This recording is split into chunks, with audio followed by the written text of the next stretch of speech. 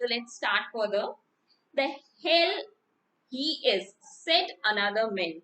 Means he was not good. The hell he is means he is trying to say the one to whom you are trying to save, he is not good. He does not worth it.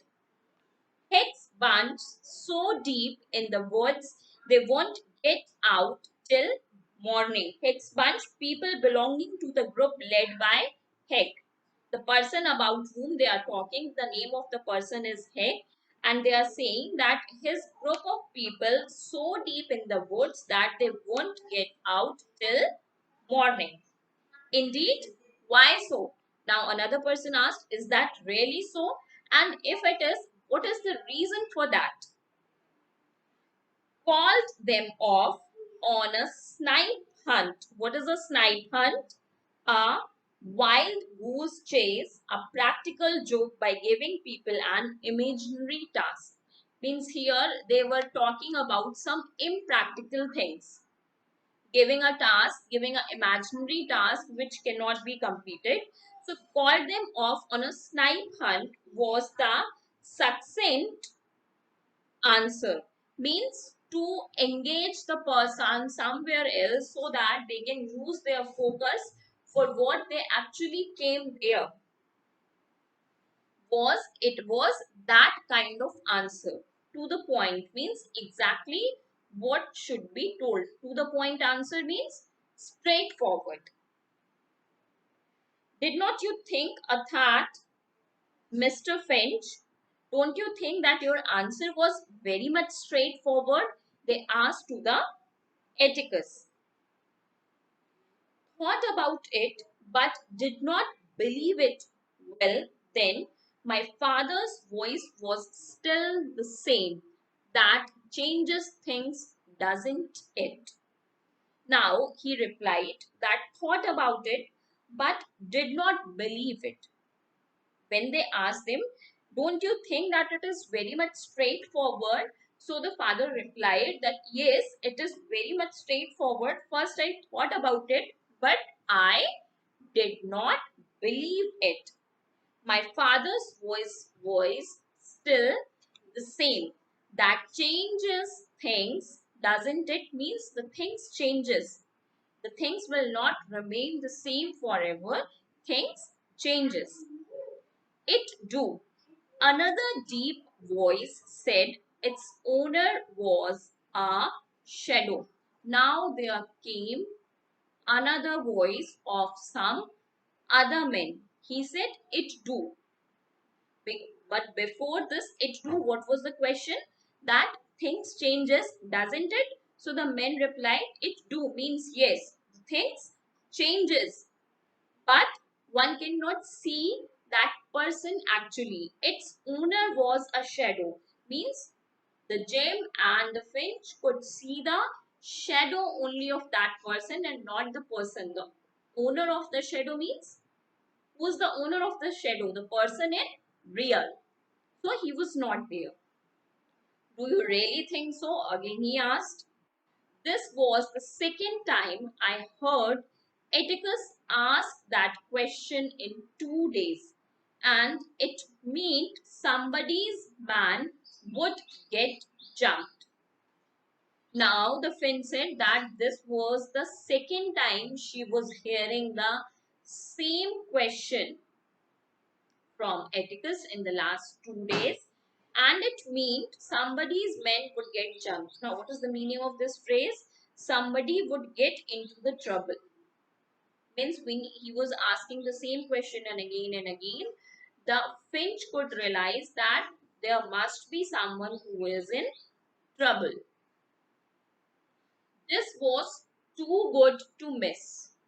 And now she was finding some adventure in this, and she thought that it would be bad if I'll miss this. So she wanted to see all what was happening there.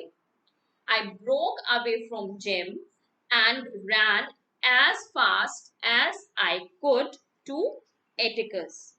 Now the finch left the gem at that place where they were hiding and from where they were seeing all the things, and she ran as fast as she could to Atticus, her father. Jim shrieked and tried to catch me. When Jim saw that Finch was going to the father, he came out also and he tried to catch her. But I had a lead on him and Dill. But by the time she moved quite forward, I pushed my way through dark, smelly bodies and burst into the circle of light. Finally, the girl was there where all of them were standing.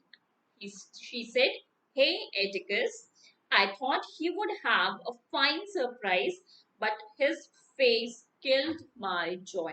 When she reached there, when she wished her father, she thought that her father would be surprised. It would be a good surprise for her father, but the reaction on the face of the father killed her joy.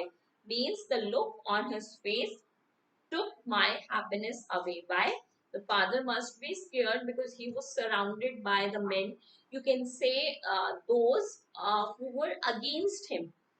And at such place, his daughter came. So they could harm her as well. That's why the father must have been scared, and that's why the reaction on the face of the father killed the surprising joy of the daughter. A flash of plain fear was going out of his eyes. As I told you, there was fear in the eyes of the father, but returned when Dill and Jim ripped into the light. But that fear returned when the father saw Dill and Jim, the two other, Jim is the brother, and there was someone, Dill, came into the light. They also moved at that place. So now, when he can see that there are some more people to support him, somehow the fear from his eyes vanished. When you are alone, you will have fear, you will be scared. But when you can see that there are number of people around you to support you, then will not be that much scared. So was the case here. When I glanced around means looked around, I discovered that these men were strangers. She did not see them earlier to the office of the father or to her place. They all were strangers to the bench. They were not the people I saw last night. Means last night also she saw some people, but these were not those men. They are someone else. Hot embarrassment shot through me. I had leaped triumphantly into a ring of people I had never seen before. Leaped triumphantly into a ring of people means jumped with a feeling of victory into a group of people gathered around in a circle. Means she looked around, she was thinking that these were the same people to whom she saw last night, but these all were strangers. And when she looked around, she was feeling embarrassing because she was there in a circle of people who were quite strangers to her. Atticus got up from his chair, but he was moving slowly like an old man.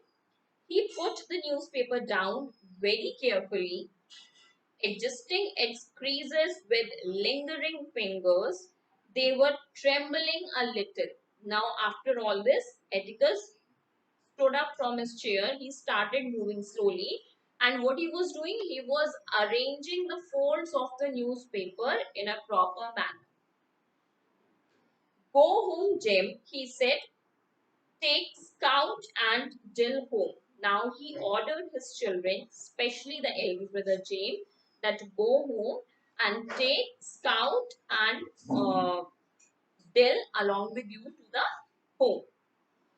We were accustomed to prompt, if not always cheerful acquaintances.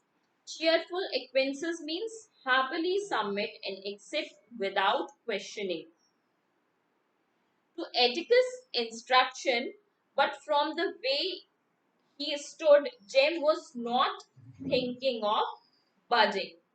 Means they usually follow the instructions of the father happily and without questioning anything, but the way he stood up from his place, or because of all the reactions of the father, Jim was not thinking of moving from that place.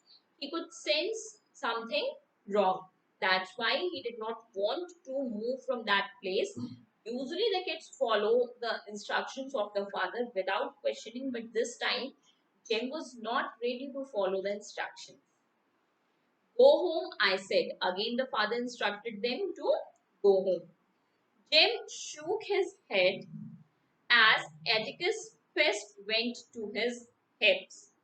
Jim shook his head means Jim denied to go. As Atticus' fist went to his hips, so did Jim's as they faced each other. I could see little resemblance between them. Jim's soft brown hair and eyes, his oval face and snug fitting ears were our mother's, contrasting oddly with Atticus' grain black hair and square cut features, but they were somehow alike. Mutual defiance